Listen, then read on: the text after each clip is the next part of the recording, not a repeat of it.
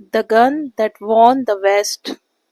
जी हाँ, यही कहा जाता है मॉडल नंबर 73 राइफल के बारे में कि ये वो राइफल थी जिसने पूरे पश्चिम को जीत लिया था। और ये कोई साधारण राइफल नहीं थी, ये वो राइफल थी जिसको एक श्राप लगा, जिसने इस श्रापित राइफल ने न केवल हजारों लाखों निर्दोषों की जान ली गृह युद्ध में, बल्कि जिस फैमिली ने उसका निर्माण किया था उसे भी नहीं बख्शा। गन ने फैमिली को भी खत्म कर दिया। चलिए बताती हूँ इस कर्स्ड गन के बारे में। इसकी शुरुआत होती है 1837 से। 1837 में ओलिवर विंचेस्टर के घर बाल्टीमोर में एक प्यारे से बेटे विलियम्स का जन्म होता है। ओलिवर बहुत खुश था क्योंकि भगवान ने उसे बहुत सा वेल्थ दिया था। वो ऑलरेडी आर्म्स एंड गन्स के बिजनेस में बहुत अच्छा पैसा कमा रहा था। अब उसके घर पे एक प्यारा सा बेटा भी था। और दूसरी तरफ कैनिकट में 1839 को सारा का जन्म हुआ, जो आगे चलकर एक short heighted but beautiful and talented ballet dancer and as well as singer बनी, जिसके चर्चे दूर दूर तक थे। 1862 में सारा और विलियम्स मिले, एक दूसरे को पसंद किया और दोनों की शादी हो गई। दोनों बड़े प्यार से रहते थे क्योंकि भगवान ने उन्हें बहुत सी वेल्थ दी थी, बहुत ही खूबसूरती, बहुत अच्छा घर और बहुत अच्छे रिश्ते दिए थे। 1866 में सारा ने एक बहुत प्यारी सी बच्ची को जन्म दिया जिसका नाम रखा गया एनी। एनी उनके जिंदगी में एक ऐसी खुशी बन के आई थी जो उन्होंने पहले कभी फील नहीं की थी, और उस खुशियों में वो ऐसे खो गए कि उन्हें पता ही नहीं चला कि कब एनी 2 महीने से भी कम उम्र में उन्हें छोड़ के चली गई। और ये झटका इतना बुरा था कि सारा और विलियम्स दोनों टूट के रह गए। धीरे धीरे अब उनके लिए जिंदगी भारी हो गई थी। धीरे धीरे टाइम गुजरा और सन आया 1873, 1873। इसी 1873 में विलियम्स आर्म्स एंड गन्स ने बनाई एक नई राइफल मॉडल नंबर 73, जिसका नाम रखा गया the Winchester rifle model number 73। इसी राइफल के लिए कहा गया the gun that won the West. Actually 1873 के आसपास वेस्ट में एक गृह युद्ध चल रहा था, जिसमें बहुत तीव्र गति से चलने वाली और मॉडर्न हथियार के रूप में मॉडल नंबर 73 को बहुत पसंद किया गया, क्योंकि इसमें एक खूबी थी कि विद इन 3 सेकेंड में इसको रीलोड करके यूज किया जा सकता था, जिस कारण लोगों ने इसे हाथों हाथ लिया।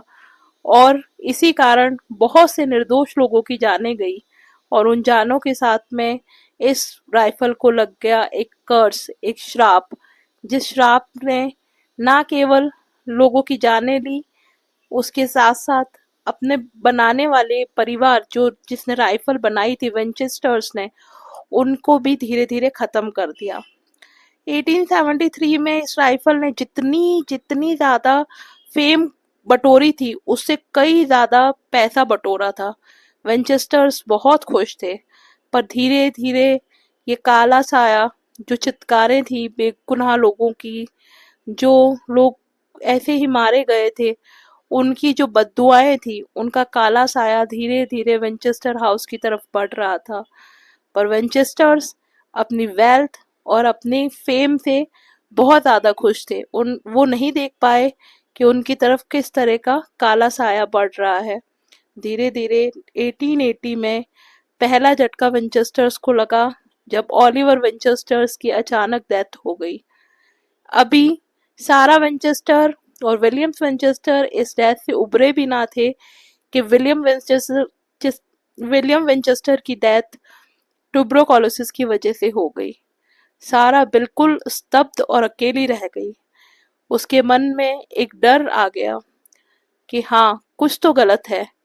उसने फैसला लिया कि वो अब यहाँ से बाहर जाएगी। उसने बाल्टीमोर छोड़ा और सैन होजे कैलिफोर्निया आ गई। सैन होजे कैलिफोर्निया में कुछ दिन रहने के बाद भी सारा के मन को शांति नहीं मिली। वो काला साया उसके मन में अभी भी घूम रहा था। फाइनली उसकी किसी फ्रेंड के सजेशन से उसने एडम कून नाम के व्यक्ति से संपर्क किया, जो भविष्यवक्ता कहलाता था। उसने सारी कैलकुलेशंस करके सारा को ये बताया कि उसकी फैमिली को श्राप लगा है। जिस तरह से बे निर्दोष लोग उनके बनाए हुए आर्म्स एंड गन्स से मारे गए हैं, उन लोगों की जो स्पिरिट्स है, उन लोगों की जो आत्माएं हैं, उन्होंने उसे श्राप दिया है और वो आत्मा ही तुम्हारी फैमिली का पीछा कर रही है। तो सारा ने एडम से पूछा कि अब उसके लिए वो क्या कर सकती है, उनसे माफी कैसे मांग सकती है। तो एडम ने बताया कि सारा, तुम्हें एक ऐसे घर का निर्माण करना होगा जिससे आत्माएं कंफ्यूज हो जाए। आत्माएं उस घर में रहेंगी पर वो कंफ्यूज हो जाए। तो अब तुम सोच के इस तरह के घर का निर्माण करो, और जब तक निर्माण चलेगा तुम सेफ रहोगी, और जिस दिन निर्माण बंद हो जाएगा उसके बाद वो आत्माएं तुम पे हावी हो जाएगी।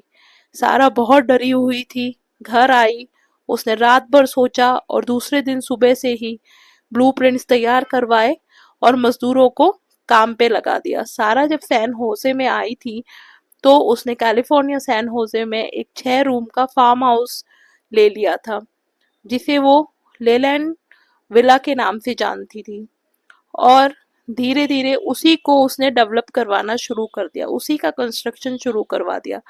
सारा ने उस कंस्ट्रक्शन में इतनी विचित्र चीजें बनाई कि आज लोग म्यूजियम की तरह उस घर को देखने जाते हैं। विचित्रता क्या थी कि उसमें सीढ़ियां थी, पर वो सीढ़ियां कहीं नहीं जाती थी। वो सीढ़ियां आगे जाके खत्म हो जाती थी। उसमें दरवाजे थे जो खुलते थे तो सामने दीवारें होती थी। उसकी जो खिड़कियां थी, उनको खोलने पे वो जमीन के अंदर थी, वो तहखाने में बदल जाती थी। और जो स्काई लाइट्स होती हैं वो भी जमीन में बनवाई गई थी। इसमें कुछ रूम तो ऐसे थे कि जिनके दरवाजे खोलते से ही आप 3 मंजिल से नीचे गिर जाएंगे। और सारे बाथरूम भी फेक थे, कोई भी बाथरूम रियल नहीं था। था बाथरूम पर वो रियल नहीं था।